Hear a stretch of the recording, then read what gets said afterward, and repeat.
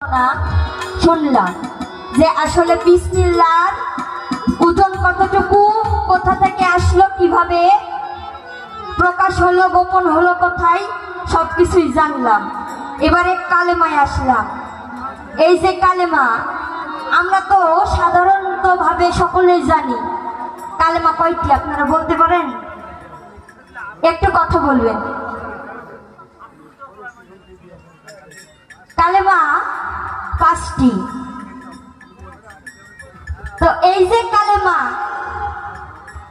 কালেমার ভেদ বুঝাও মরে কিভাবে তা সাবুত করে দেহের কালেমা।